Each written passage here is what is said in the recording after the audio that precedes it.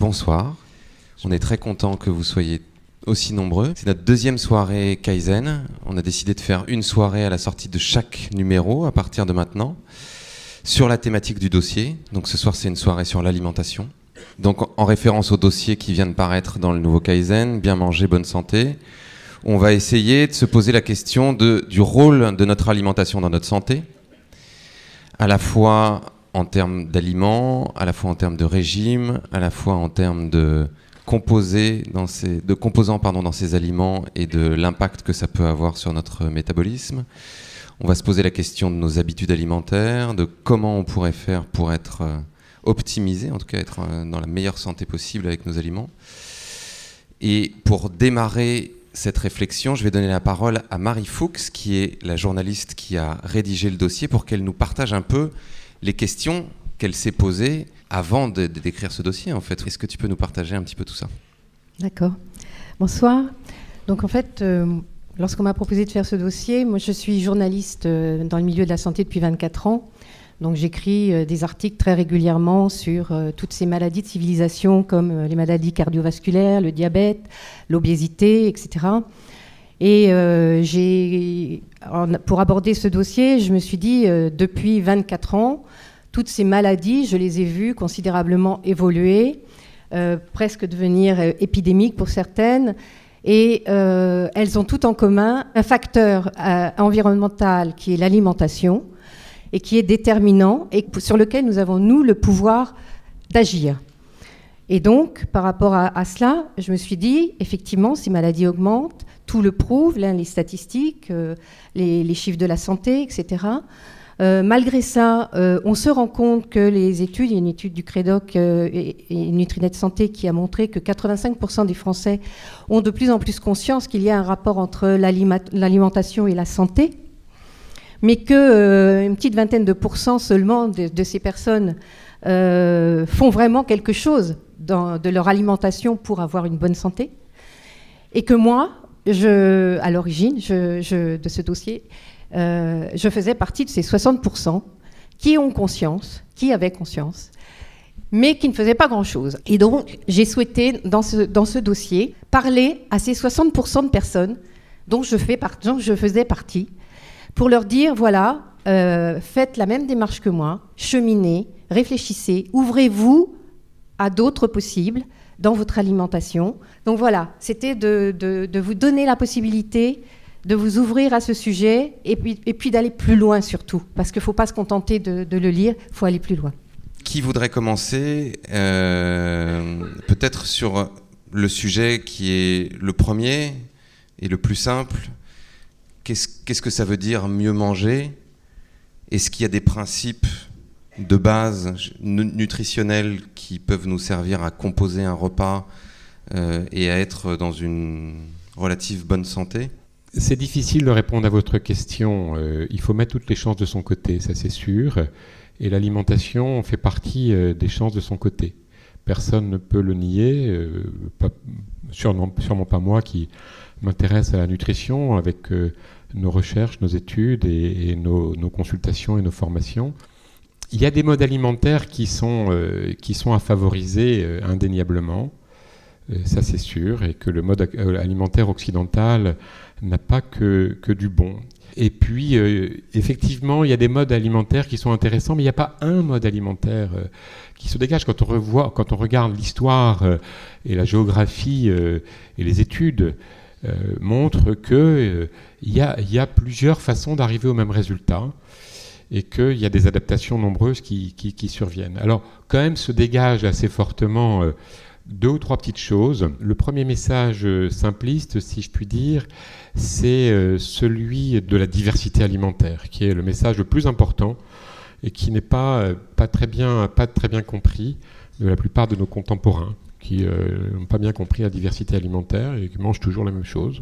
Et quand c'est toujours la même chose, c'est toujours les mêmes erreurs, et là, il y a des impacts importants. Et donc, ça, c'est le deuxième volet, si je puis dire, c'est qu'à côté de la diversité, il y a la modération. La modération, c'est quand même la grande sagesse de l'homme, qui est la chose la plus difficile à faire dans notre existence. On n'est pas on n'est pas toujours très sage, mais la modération, c'est une forme de sagesse, et elle se traduit par la frugalité, c'est-à-dire une alimentation assez, finalement, assez modeste et adaptée à nos modes de vie. Et le problème numéro 1 dans nos modes de vie, c'est qu'on est devenu sédentaire. Et moi, mon discours, c'est que tous les aliments ont leur place, mais après, il faut que chaque aliment, si je puis dire, soit au mieux de sa forme, de ce qui devrait être. Ce qui veut dire que nous devons être attentifs à en respecter ce qu'il est dans sa nature. Et c'est pas uniquement, ça va de l'industriel ou de l'agriculteur. L'agriculteur a un rôle important, jusqu'au transformateur, le cuisinier, ou vous, si vous cuisinez. Par exemple, la façon dont on cuit les aliments est extrêmement importante. Donc ça, l'aliment doit être au mieux de sa forme.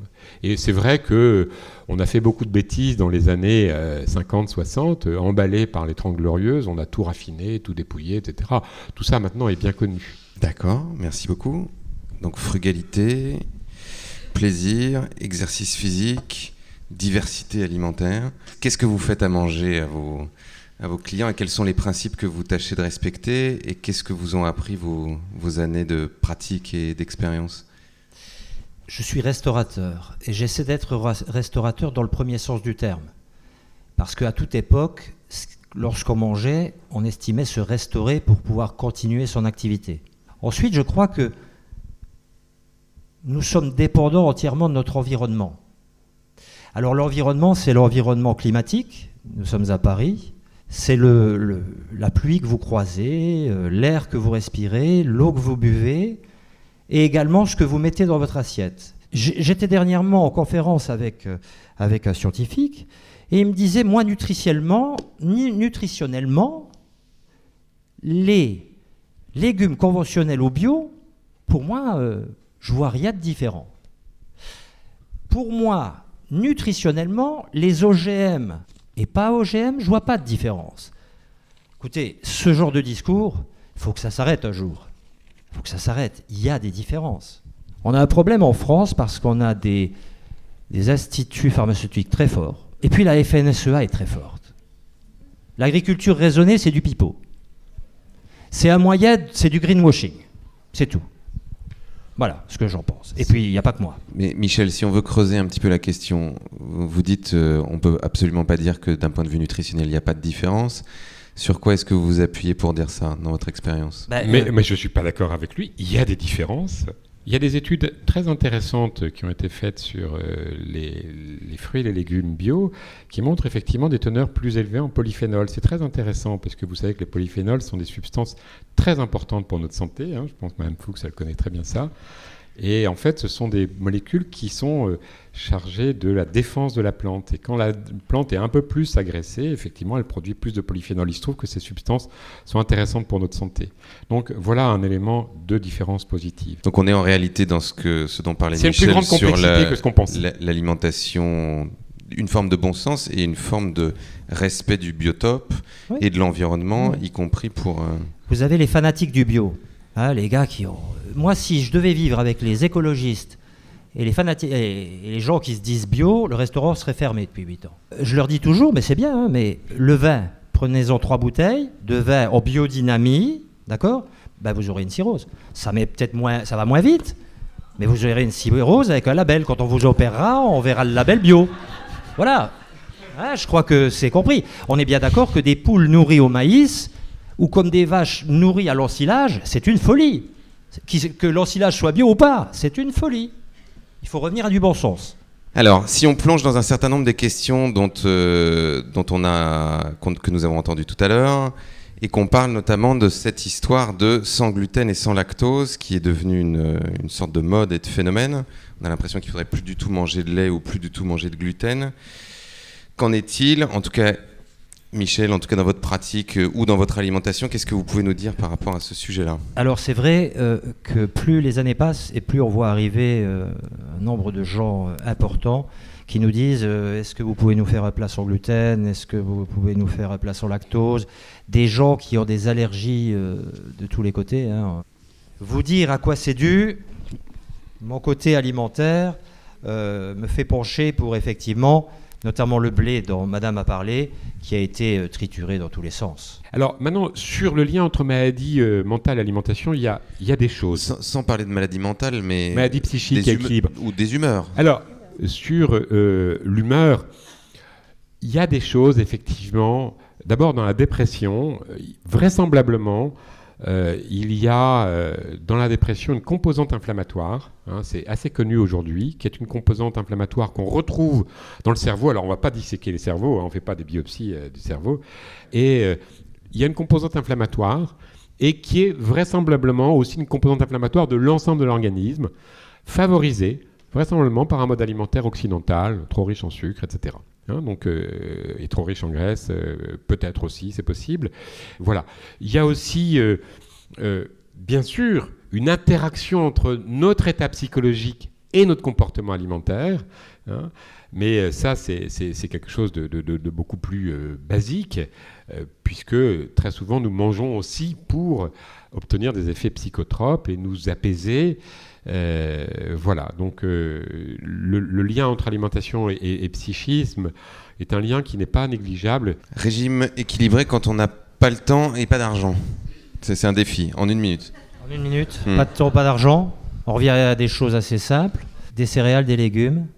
Des légumineuses aussi. Bien sûr, légumineuses, c'est le trépied, et puis de temps en temps on rajoute quelque chose autour. On essaie d'avoir des cuissons dynamiques, on passe d'une cuisson à l'autre. De façon frugale, on n'est pas obligé de manger beaucoup. Il faut bien manger, bien mastiquer. Le facteur temps, on peut le réduire, mais jusqu'à un certain point. Alors des petits trucs de cuisine. Alors moi, je vais le réduire quand on n'a pas beaucoup de temps. Je vais le réduire de façon drastique, le facteur temps. Petit budget, facteur temps ensemble, des sardines et des œufs. Des sardines et des œufs. Ce sont des aliments extraordinaires. Dans les sardines, mangez tout. L'arrêt compris. Et deuxièmement, l'œuf est un aliment fantastique, mais alors vraiment fantastique, parce qu'il a des acides gras tout à fait particuliers. Il a une composition extraordinaire qu'on peut un peu moduler par des facteurs alimentaires. C'est un aliment avec une source de protéines, qualité de protéines exemplaire. Vraiment, c'est un très bon aliment. Pas cher, bon marché, accessible. Et éventuellement, vous pouvez piler la coquille et vous aurez un peu de calcium en plus si jamais vous ne voulez pas manger de lait. Mais encore une fois, remettez des céréales, remettez des légumes et des légumineuses. Et puis ensuite, de temps en temps, on rajoute un peu de viande, un peu de poisson, on tourne. Juste le mot de la fin. Ah Marie, qu'est-ce que tu as changé dans ton alimentation depuis? Comment manges-tu depuis que tu as fait ce dossier? Depuis que j'ai fait ce dossier, j'ai complètement changé mon alimentation. J'ai été une sucrée, gourmande. Je ne mange plus de sucre. Parce que j'ai en fait lu un certain nombre de bouquins, et notamment un bouquin de Jacqueline Lagacé qui s'est inspiré du régime de M. Seignalais, du docteur Jean Seignalais, qui traite des maladies chroniques inflammatoires et de la douleur. Et ayant moi-même des problèmes de ce type, j'ai appliqué un certain nombre de préceptes de ce régime. Bon, j'ai fait des expérimentations, et ce que je vous invite à faire, c'est à vous documenter et à expérimenter, parce que c'est très important, et moi, c'est ce qui m'a fait changer. Et plus d'informations dans le dossier du magazine que vous avez eu ce soir. Merci beaucoup.